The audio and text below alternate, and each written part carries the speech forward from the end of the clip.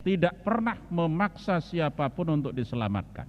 Akan tetapi Allah menawarkan keselamatan kepada siapapun, sebagaimana diwartakan oleh Nabi Yesaya dalam bacaan pertama tadi. Dengarkanlah suaraku, maka aku akan menjadi Allahmu dan kamu akan menjadi umatku, dan ikutilah seluruh jalan yang kuperintahkan kepadamu supaya kamu berbahagia. Itu kan tawaran, bukan paksaan. Saudari-saudara yang terkasih dalam Tuhan, lewat sabdanya yang akan diwartakan kepada kita sore hari ini, kita diundang menjadi pribadi-pribadi yang mendengarkan dan melaksanakan sabda Tuhan. Pemazmur mengingatkan kita semua, pada hari ini kalau kamu mendengar suaranya, janganlah bertegar hati. Maka mari kita siapkan diri kita buka hati kita untuk menyambut sabda Tuhan pada sore hari ini. Marilah kita berdoa.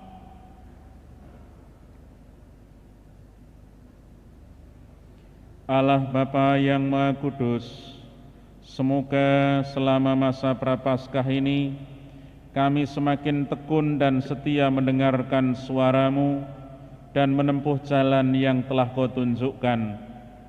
Dengan pengantaran Yesus Kristus Putra-Mu Tuhan kami, yang bersama Dikau dalam persatuan Roh Kudus, hidup dan berkuasa Allah sepanjang segala masa.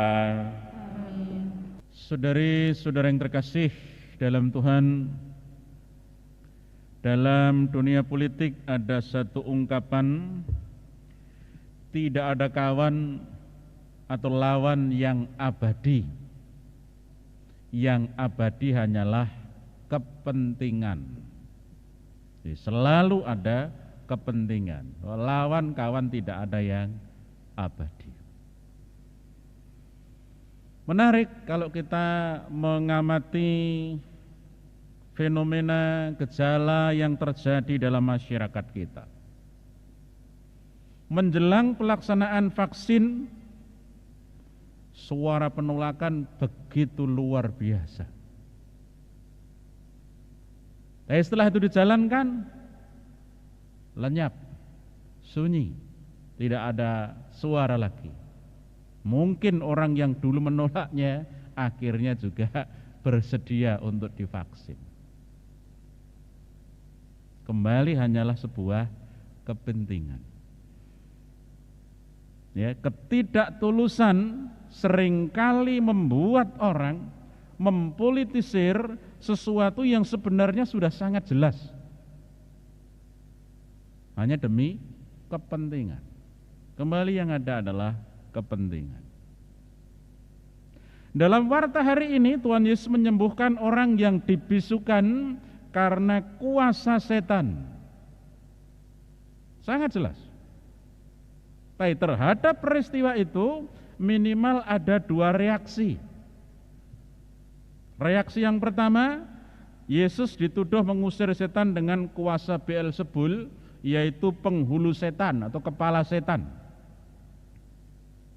Yang kedua, ada yang mencobai dia dengan minta suatu tanda dari surga.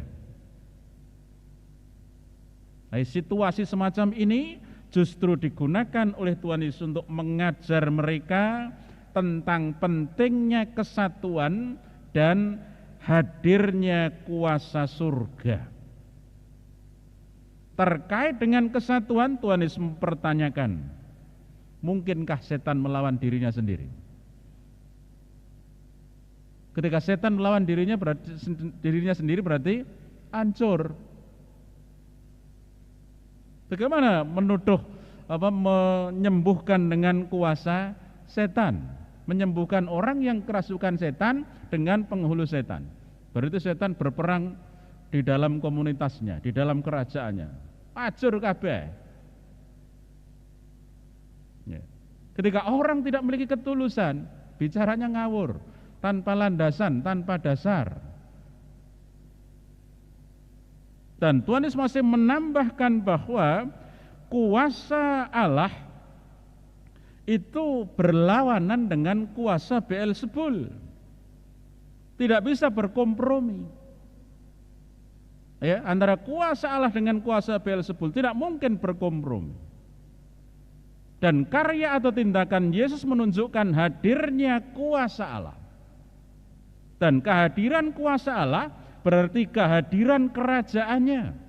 Sebagaimana kita doakan, datanglah kerajaanmu, jadilah kehendakmu. Dan Yesus menghadirkan itu.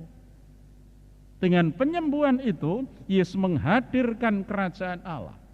Yesus menghadirkan kehendak Allah. Akibat dari kehadiran kerajaan Allah adalah tersingkirnya setan serta segala penyakit yang diakibatkannya. Maka pasti kalah. Maka dari warta yang disampaikan kepada kita sore hari ini, kiranya kita bisa mengambil beberapa pesan untuk kita renungkan lebih lanjut. Yang pertama, Allah tidak pernah memaksa siapapun untuk diselamatkan. Karena keselamatan itu bukan paksaan. Ya, tidak pernah memaksa siapapun untuk diselamatkan. Akan tetapi Allah menawarkan keselamatan kepada siapapun, sebagaimana diwartakan oleh Nabi Yesaya dalam bacaan pertama tadi.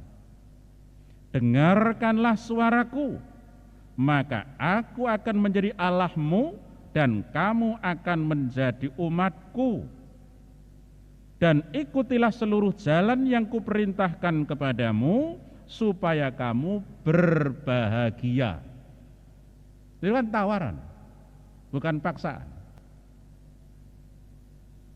Ya, sebuah tawaran, bukan paksaan.